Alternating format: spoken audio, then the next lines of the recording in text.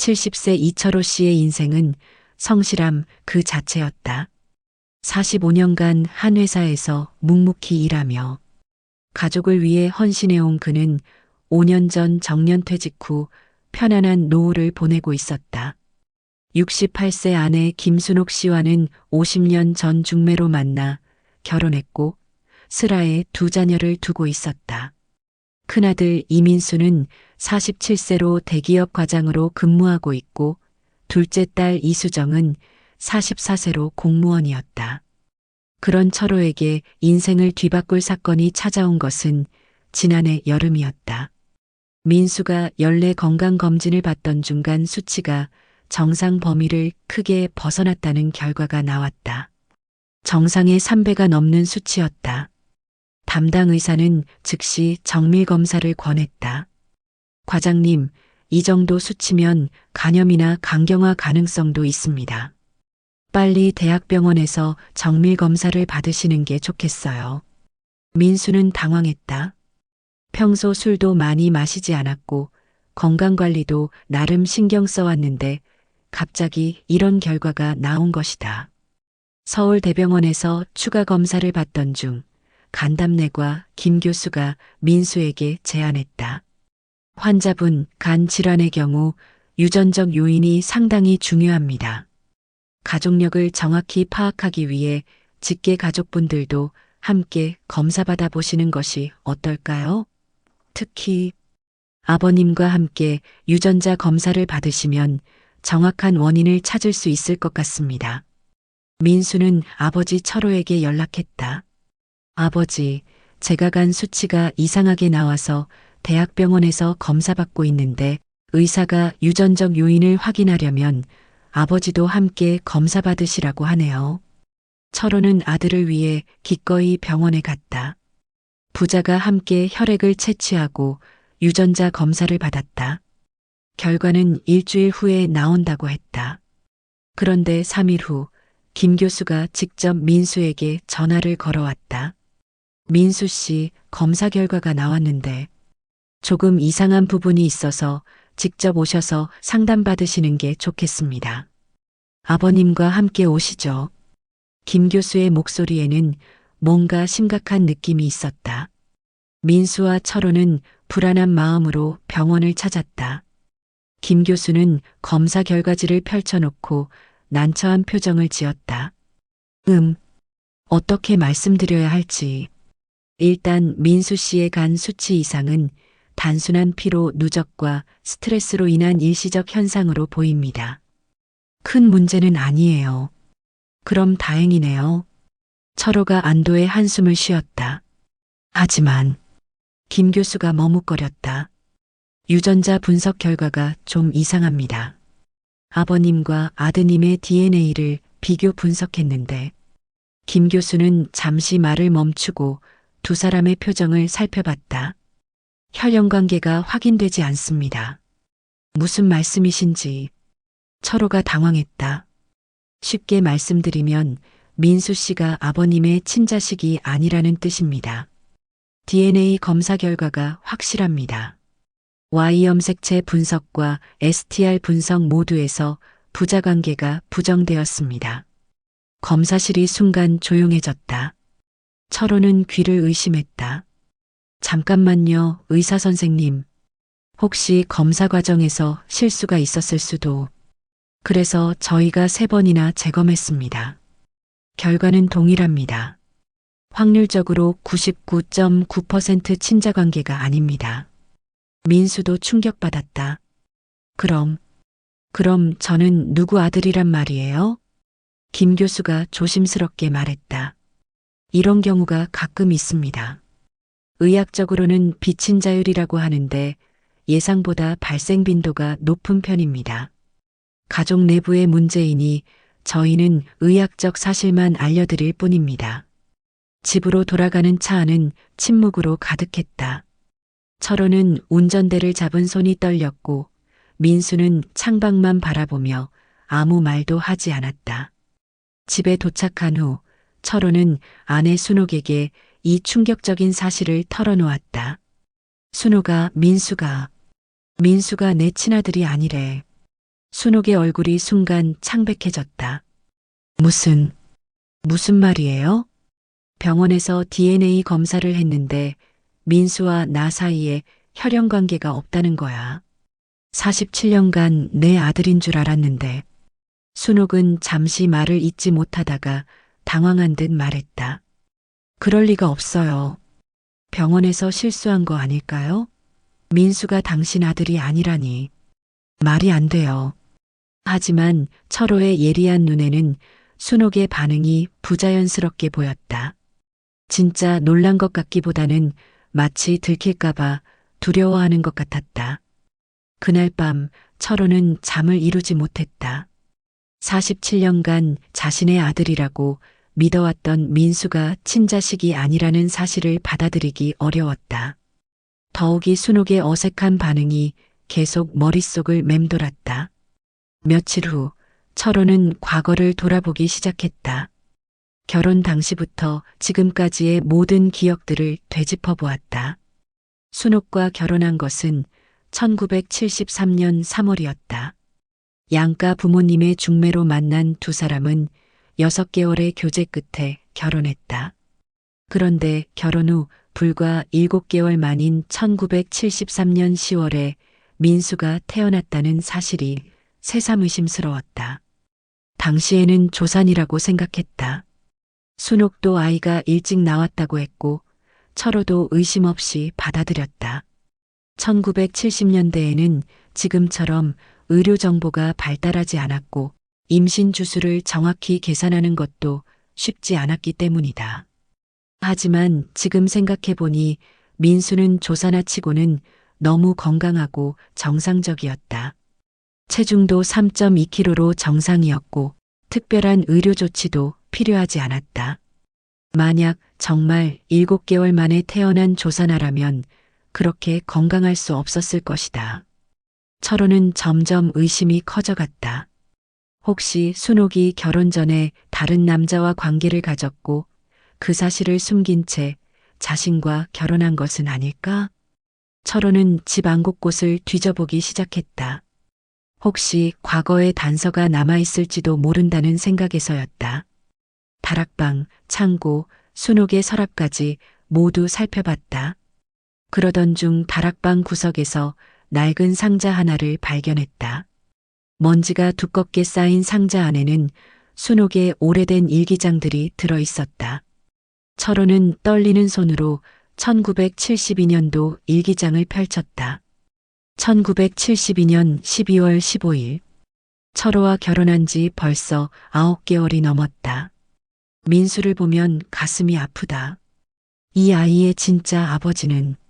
하지만 이제 와서 어떻게 말할 수 있겠는가. 철호는 민수를 자신의 아들처럼 사랑한다. 이 비밀은 영원히 무덤까지 가져가야 한다. 1973년 2월 3일. 민수가 100일을 맞았다. 철호가 너무 기뻐한다. 하지만 나는 마음이 무겁다. 언젠가는 이 비밀이 밝혀질 날이 올까? 그때는 어떻게 해야 할까? 철호는 일기를 읽으며 온몸이 떨렸다. 역시 순옥이 알고 있었던 것이다. 50년 동안 자신을 속여왔던 것이었다. 하지만 철호는 성급하게 추궁하지 않았다.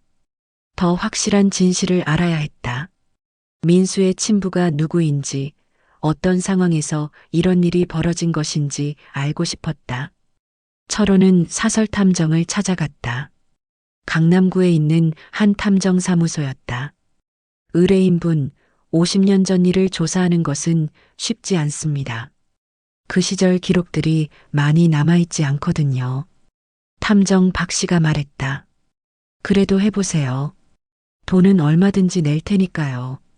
철호는 순옥의 과거 행적 조사를 의뢰했다.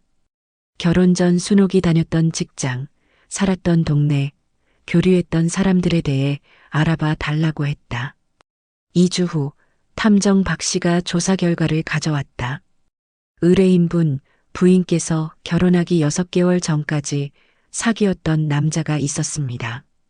이름은 박정우, 당시 부인과 같은 회사에 다니던 2살 연상의 남자였습니다. 그 남자는 지금 어디에? 1973년 3월 부인과 의뢰인 분의 결혼식 직후에 미국으로 이민을 갔습니다. 현재까지 한국에 돌아오지 않았고 미국에서 결혼의 자녀도 두고 있다고 합니다. 탐정은 또한 당시 순옥과 박정우의 관계에 대한 증언도 수집했다. 순옥의 옛 직장 동료 중 몇 명이 아직 생존해 있었는데 그들의 증언에 따르면 순옥과 박정우는 매우 가까운 사이였다고 했다. 순옥이와 정우는 정말 사랑하는 사이였어요. 결혼할 줄 알았는데 갑자기 정우가 미국으로 떠나면서 헤어졌죠. 그 후 순옥이가 중매로 다른 사람과 결혼한다고 했을 때 모두 놀랐어요. 이 증언을 들은 철호는 대략적인 상황을 짐작할 수 있었다.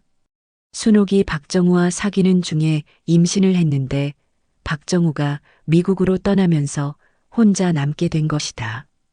그래서 급하게 중매 결혼을 통해 자신과 만나게 된 것 같았다. 탐정은 추가 조사를 통해 박정우의 현재 연락처도 찾아냈다. 로스앤젤레스에서 무역업을 하며 상당히 성공한 사업가가 되어 있었다. 철호는 모든 증거를 정리한 후 마침내 순옥을 추궁하기로 결심했다. 어느 저녁 철호는 순옥에게 모든 것을 털어놓았다. 순옥아, 나는 모든 걸 알고 있다. 민수가 내 친아들이 아니라는 것도, 내가 결혼 전에 박정우와 사귀었다는 것도, 그리고 50년 동안 나를 속여왔다는 것도. 순옥의 얼굴이 하얗게 변했다. 그녀는 한동안 말을 하지 못하다가 결국 고개를 숙이며 말했다. 미안해요. 정말 미안해요. 그날 밤 순옥은 50년간 숨겨왔던 모든 진실을 털어놓았다. 순옥은 1971년부터 박정우와 사귀고 있었다. 두 사람은 결혼을 약속한 사이였다. 하지만 1972년 초 박정우에게 미국 이민 기회가 생겼다. 박정우의 형이 미국에서 사업을 성공시켜 동생을 부른 것이었다. 박정우는 순옥에게 함께 미국으로 가자고 제안했다. 하지만 순옥의 부모님은 강력히 반대했다. 딸을 먼 미국까지 보낼 수 없다는 것이었다. 정우 씨는 미국에 가서 자리를 잡은 후에 나를 데리러 오겠다고 했어요. 하지만 그 사이에 임신 사실을 알게 되었어요.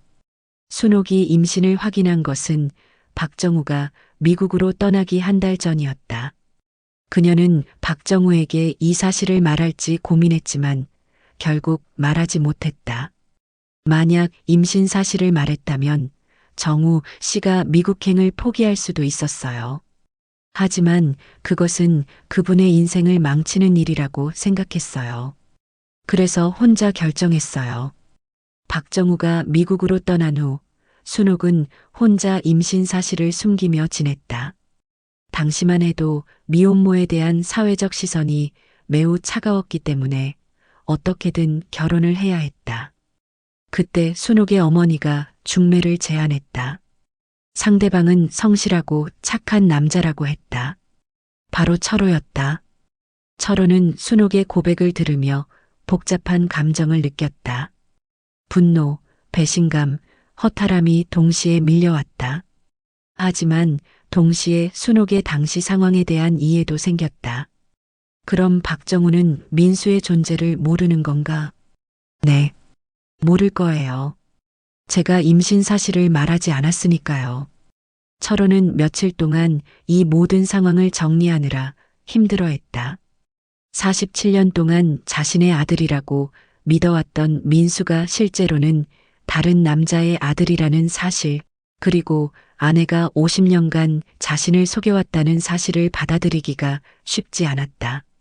그러나 철호는 한 가지 결정을 내렸다. 박정우에게 연락해서 민수의 존재를 알려주는 것이었다. 철호의 마음속에는 복잡한 감정이 뒤섞여 있었다. 분노와 배신감도 있었지만 동시에 의무감 같은 것도 느껴졌다. 박정우에게는 알 권리가 있다. 그리고 민수에게도 친부를 알 권리가 있다. 철호는 또한 현실적인 이유도 있었다. 민수가 나중에 유전적 질환이 생기거나 의료진이 가족력을 필요로 할 때를 대비해서라도 친부를 알아둬야 한다고 생각했다. 하지만 가장 큰 이유는 따로 있었다. 철호는 50년간 진실을 숨기고 살아온 것에 대한 피로감을 느꼈다. 이제 모든 진실을 밝히고 정리하고 싶었다. 진실은 언젠가는 밝혀져야 한다. 더 이상 거짓 위에 쌓인 관계는 의미가 없어. 순옥은 처음에는 반대했다. 50년이 지난 지금 굳이 이 사실을 밝힐 필요가 있느냐는 것이었다. 하지만 철호는 고집했다. 탐정이 구해준 박정우의 연락처로 철호는 직접 전화를 걸었다. 여보세요, 박정우 씨죠? 저는 김순옥의 남편 이철호라고 합니다. 당신에게 47세의 아들이 있다는 사실을 알고 계십니까? 전화기 너머로 박정우의 놀란 숨소리가 들렸다. 정말인가요? 순옥이가 제 아이를 임신했었다고요? 네. DNA 검사 결과가 확실합니다. 민수는 당신의 친아들입니다. 박정우는 한동안 말을 하지 못했다. 50년 동안 모르고 살았던 아들이 있다는 사실에 충격받은 것이다. 저는 정말 몰랐어요. 순옥이가 임신했다는 걸 전혀 몰랐어요. 만약 알았다면 절대 미국에 가지 않았을 거예요. 박정우는 울음을 터뜨렸다. 제가 한국에 가봐도 될까요? 제 아들을 만나고 싶어요. 그러세요. 민수도 당신을 만나고 싶어 할 거예요. 전화를 끊은 후 철호는 순옥과 민수에게 박정우가 한국에 온다는 소식을 전했다. 순옥의 반응은 복잡했다. 50년 만에 첫사랑을 다시 만난다는 기대감과 동시에 두려움이 엇갈렸다. 정우 씨가 정말 온다고요? 그래. 다음 주에 온다고 하더라. 순옥은 거울 앞에서 자신의 모습을 바라봤다. 68세가 된 자신이 50년 전 사랑했던 남자에게 어떻게 보일까 걱정되었다. 민수도 마찬가지로 혼란스러웠다. 47년간 아버지라고 믿어왔던 철호와 친부인 박정우 사이에서 어떤 태도를 취해야 할지 몰랐다. 아버지, 제가 박정우 씨를 어떻게 대해야 할까요? 철호는 쓴웃음을 지었다. 내 마음대로 해라. 어쨌든 그 사람이 내 친아버지니까. 박정우는 미국에서 급하게 일정을 정리했다. 회사 일을 부사장에게 맡기고 한국행 비행기표를 예약했다. 50년 만에 만나는 아들을 위해 선물도 준비했다. 한편 철호는 복잡한 심정으로 박정우의 도착을 기다렸다. 47년간 키운 아들의 친부를 만난다는 것이 어떤 기분일지 상상하기 어려웠다. 만남 장소는 서울 시내 한 호텔 로비로 정했다. 중립적인 장소에서 만나는 것이 좋겠다고 판단했기 때문이다. 한 달 후 박정우가 한국에 왔다. 50년 만에 순옥과 재회한 박정우는 여전히 잘생기고 성공한 사업가였다. 키 180cm의 훤칠한 체격에 은발이 멋스럽게 어울리는 모습이었다. 값비싼 정장과 롤렉스 시계, 그리고 자신감 넘치는 말투에서 성공한 사업가의 품격이 물씬 풍겼다. 박정우와 민수의 첫 만남은 서울 시내 한 호텔 로비에서 이루어졌다. 철호와 순옥이 함께 자리를 마련했다. 박정우가 로비에 나타나자 철호는 깜짝 놀랐다. 민수와 정말 닮아 있었기 때문이다. 얼굴형, 눈매, 코의 모양까지 거의 판박이었다. 특히 웃을 때 입꼬리가 올라가는 모습과 한쪽 눈썹을 살짝 치켜 올리는 습관까지 똑같았다. 민수야. 박정우가 민수를 보자마자 눈물을 흘렸다. 정말 내 아들이구나. 민수도 충격받았다. 거울을 보는 것 같았다. 박정우의 젊은 시절 사진을 보는 듯한 느낌이었다. 심지어 목소리의 톤과 말하는 방식까지 비슷했다. 두 사람의 모습을 지켜보던 철호는 묘한 기분을 느꼈다. 47년간 자신의 아들이라고 믿어왔던 민수가 정말 다른 사람의 아들이라는 것이 이렇게 명백하게 드러나는 순간이었다. 하지만 문제는 여기서부터였다. 박정우는 민수에게 구체적이고 매력적인 제안을 했다. 아들아, 미국에 와서 내 사업을 이어받아라. 내가 로스앤젤레스에서 운영하는 무역회사의 부사장 자리를 주겠다. 연봉은 20만 달러, 한국 돈으로 2억 6천만 원이다. 박정우는 계속해서 조건을 제시했다. 베벌리힐스에 있는 500만 달러짜리 고급 주택을 4명의로 해주겠다. 아이들 교육비로 연간 5만 달러, 생활비로 월 5천 달러를 추가 지원하겠다. 민수의 눈이 반짝였다.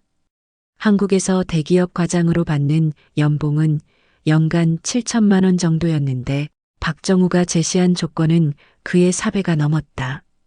박정우 아버지가 저에게 주시는 기회는 한국에서는 절대 얻을 수 없는 것들이에요.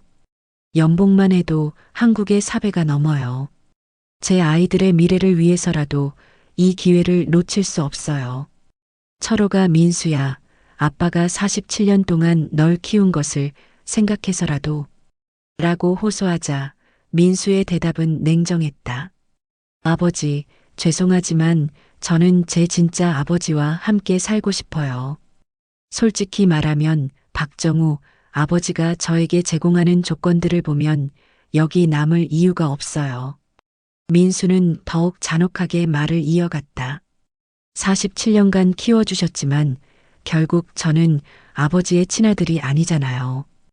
DNA 검사 결과가 나온 이상 혈연 관계도 없는데 굳이 여기 남아있을 필요가 있을까요? 박정우는 순옥에게도 구체적인 제안을 했다. 순옥아, 나는 50년 동안 너를 못 잊었어. 미국에서 함께 살 집은 이미 500만 달러짜리 맨션으로 구입해 두었다. 로스앤젤레스 다운타운이 내려다 보이는 언덕 위에 있는 집이야. 순옥명의 신용카드 한도는 월 1만 달러로 설정했고 월 생활비로 8천 달러를 지원하겠다.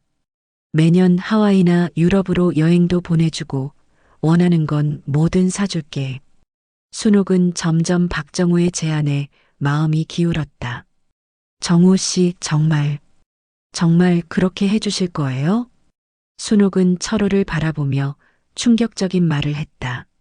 솔직히 말하면 저는 정우 씨를 평생 잊지 못했어요. 당신과 결혼한 것은 어쩔 수 없는 선택이었어요. 이제 제 진짜 사랑을 찾을 기회가 온 거예요. 더욱 충격적인 것은 둘째 딸 수정의 반응이었다.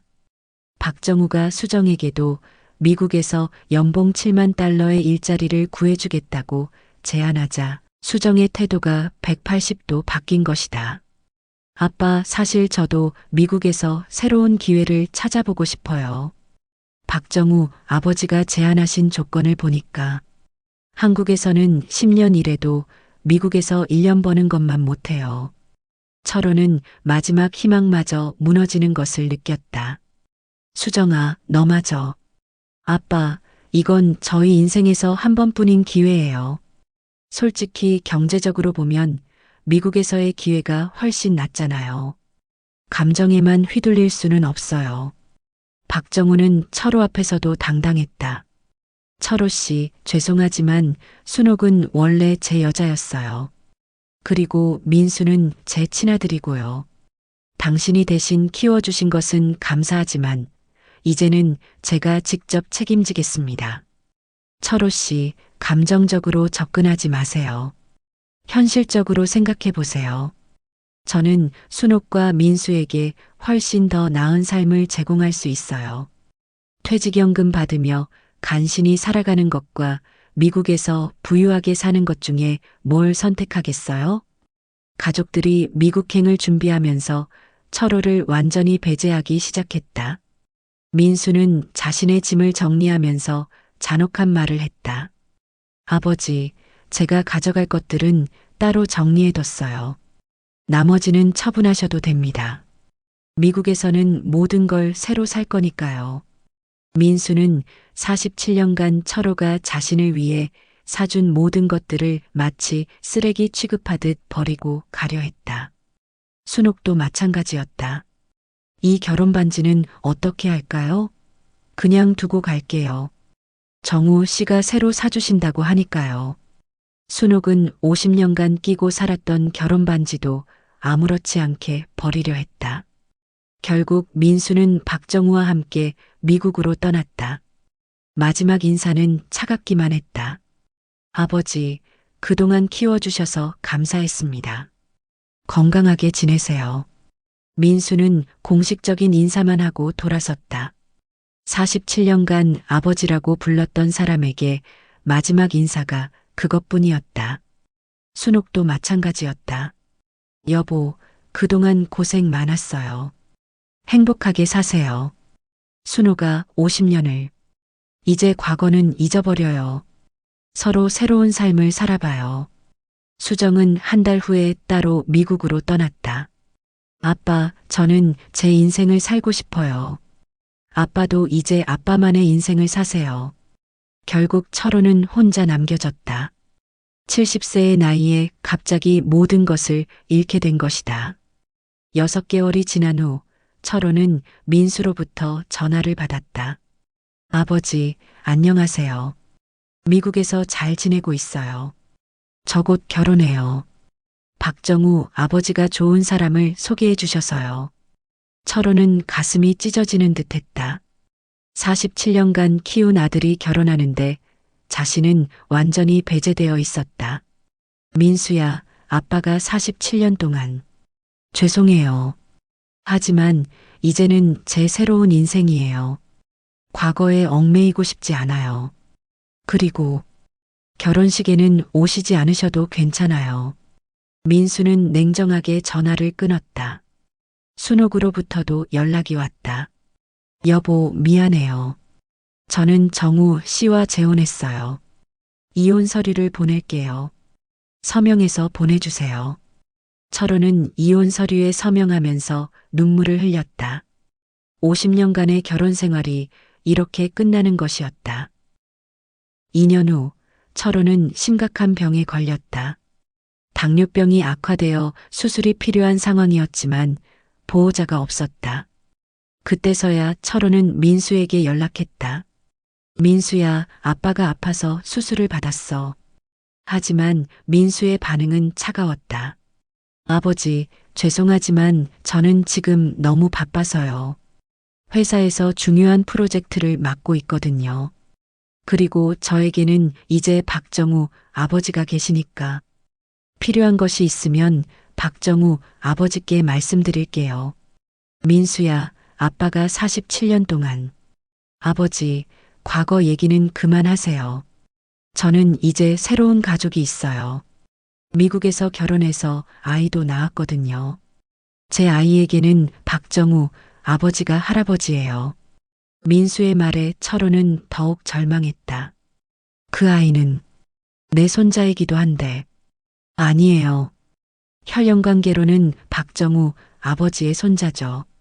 아버지와는 아무 관계 없어요.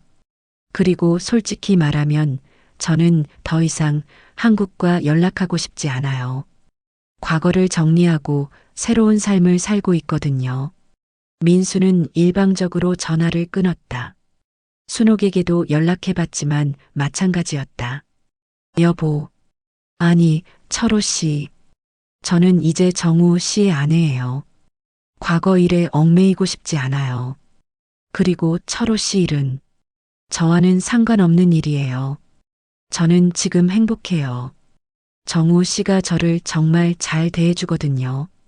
순호가 50년을 함께 살았는데 그건 과거 일이에요. 저는 지금 미국에서 꿈 같은 삶을 살고 있어요.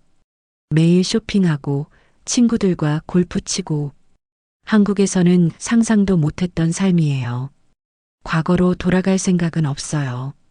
순옥의 목소리에는 미련이나 죄책감이 전혀 없었다. 오히려 현재의 삶에 완전히 만족하고 있는 것 같았다. 철호는 수정에게 마지막으로 연락했다. 수정아, 아빠가 많이 아파서 수술 받았어. 너라도. 아빠, 죄송해요. 저는 미국에서 새 가정을 꾸렸어요. 지금 임신 중이라 한국에 갈 수 없어요. 그리고 솔직히 말하면 저는 이제 새로운 삶을 살고 있어요. 수정아, 아빠도 이제 새로운 삶을 사세요. 과거에만 매달리지 마시고요. 저희를 기다리지 마세요. 저희는 더 이상 한국으로 돌아갈 생각이 없어요. 미국이 훨씬 좋거든요. 수정마저 철호를 완전히 외면했다. 심지어 기다리지 말라는 말까지 했다. 이는 앞으로도 연락하지 않겠다는 의미였다. 철호는 완전히 절망했다. 세 명의 가족 모두가 자신을 버린 것이다. 그들에게 철호는 이제 과거의 인물일 뿐이었다. 현재 철호는 73세가 되어 요양원에서 지내고 있다. 혼자 살기 어려워진 상황에서 선택의 여지가 없었다. 요양원에서도 철호는 다른 어르신들과 잘 어울리지 못했다. 다른 어르신들은 자녀들이 면회를 오지만 철호에게는 아무도 오지 않았다. 철호 씨는 자식들이 어디 있어요? 다른 어르신들이 물어보면 철호는 미국에 있어요라고 대답했다. 하지만 그들이 면회를 오지 않는다는 것까지는 말하지 못했다. 더욱 비참한 것은 명절이었다. 다른 어르신들은 자녀들이 데리러 와서 집에서 명절을 보내지만 철호는 혼자 요양원에 남아야 했다. 어느 추석날 철호는 혼자 요양원 정원에 앉아 있었다. 다른 어르신들은 모두 자녀들이 데리러 와서 떠났고 요양원에는 몇 명만 남아 있었다.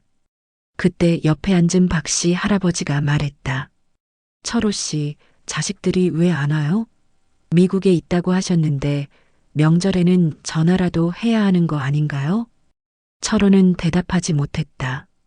사실을 말할 수도 없고 거짓말을 하기도 어려웠다. 아마 바쁜가 봐요. 박씨 할아버지는 고개를 흔들었다. 아무리 바빠도 부모한테 안부 인사는 해야죠. 요즘 젊은 것들은 정말. 4년째 되는 해, 철호는 우연히 민수의 소식을 들었다.